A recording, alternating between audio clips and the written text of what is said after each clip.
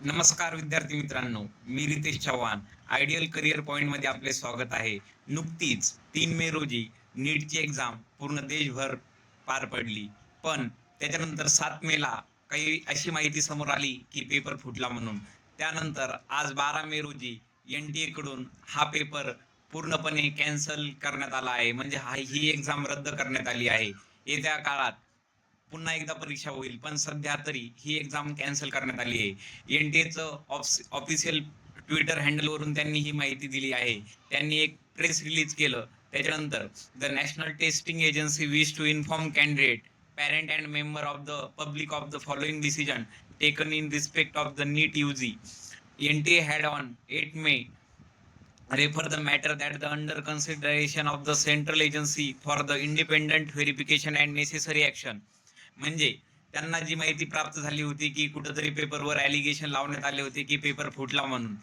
त्यानंतर त्यांनी हे स्पष्ट केलं की ही एक्झाम कॅन्सल करण्यात आली आहे आणि त्याच्यानंतर येत्या काळात reconduct the examination on the dates. म्हणजे येत्या काळात ही एक्झाम रिनीट होणार आहे. म्हणजे आता असं काही फिक्स त्यांचं काही शेड्यूल वगैरे नाहीये, बट येत्या काळात ते पण आपल्याला सर्वांना कळल की नेक्स्ट एक्झाम कधी होईल म्हणून. पण आता सध्या तरी 3 मे रोजी झालेली एक्झाम तरी कॅन्सल झालेली आहे. त्यानंतर हे बघा, त्यांचं पब्लिक नोट आहे. Cancellation of the NEET UG examination and conduct of the re-NEET in the constitution of the ongoing review and analysis, it has been decided that the NEET examination stand cancelled. The examination will be conducted again on a later date. Fresh date and details will be announced in due course. म्हणजे येणाऱ्या काळात हे कळवण्यात येईल. आजच्या दिवसभरातील सर्वात मोठी बातमी आज आपण सर्वांनी बघितलीच असेल.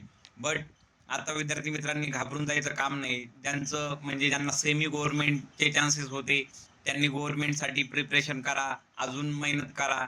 ज्या मुलं एकदम बाउंड्रीवर होते त्यांनी पण पुन्हा प्रयत्न करा.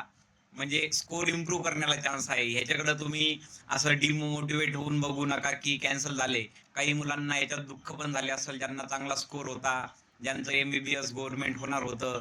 बट तुम्हाला अशाच अजून काही अपडेटसाठी मी तुमच्या सोबत आहे. Ritesh Chavan, ideal career point, Sambhajinagar. धन्यवाद.